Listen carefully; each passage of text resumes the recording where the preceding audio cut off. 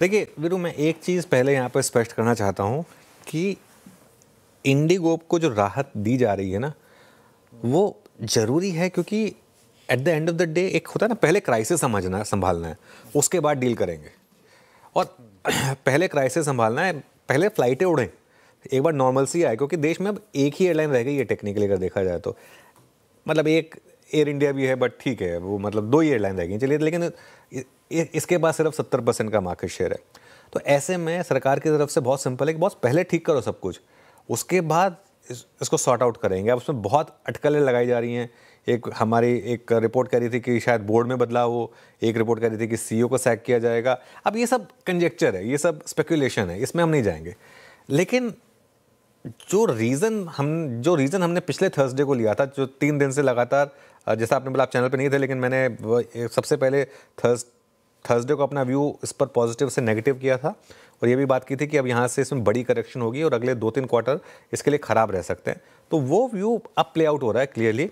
और ये जब मोनोपोली वाले बिजनेस होते हैं उसमें क्योंकि हम ज़्यादातर स्टॉक की बात करेंगे, मोनोपोली वाले बिजनेस में ये होता है। और आज सुबह जो हम बात कह रहा था ना, अगर हम एक डेवलप्ड देश बनने का सपना देखते हैं तो उसमें फिर ये सब नहीं हो सकता। फिर कि मतलब आप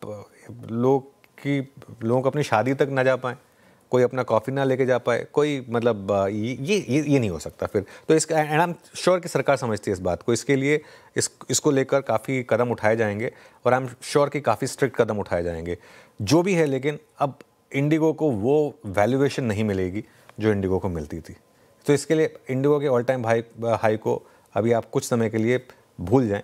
और मुझे तो लगता है कि यहाँ से ये स्टॉक और डी रेट होगा और मुझे तो हैरानी नहीं होगी अगर यहाँ से ये स्टॉक आपको और 15 से 20% भी यहाँ से करेक्ट हो जाए। तो ऑलरेडी काफ़ी करेक्ट हो चुका है अपने हाई से, लेकिन यहाँ से और 15 से 20% करेक्ट हो जाए तो किसी को हैरानी नहीं होनी चाहिए। महंगा स्टॉक था, वैसे ही एक ट्रिगर चाहिए था।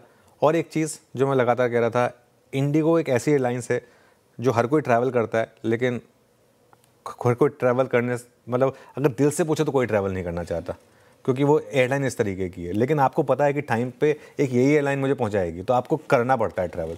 तो इसके लिए आप मतलब इनकी प्लेन में कभी भी बैठे हों तो ये इनका स्टाफ आपसे हंस के बात करने को तैयार नहीं है। उनको ऐसा लगा, आप उनसे कुछ अगर पूछ लो तो उनको ऐसा लगता है कि पता नहीं क्या कर दिया उनके अगेंस्ट। तो अब ऑब्वियसली ओवरवर्क स्टाफ है तो वैसे ही करेगा, उसमें उनकी गलती नहीं है। और बल्कि एक्चुअली देखा जाए तो वो तो जो अपनी तरफ से जितना कर रहे हैं कर ही रहे हैं। इसमें तो पूरी की पूरी जिम्मेदारी मैनेजमेंट की बनती है और पूरी की पूरी जिम्मेदारी बोर्ड की बनती है। बोर्ड में ऐसे ऐसे लोग बैठे हैं जो मतलब एक तरीके से पराकाष्ठा हैं एक इंटेग्रिटी की और इन सब चीज़ों की। उनको आकर जवाब देने की ज़रूरत है, उनसे पूछताछ करने की ज़रूरत है कि भाई ये हुआ क्या, और एक एग्जाम्पल सेट करने की ज़रूरत है यहाँ पर इंटरग्लोब एविएशन में। ये मेरा मानना होगा।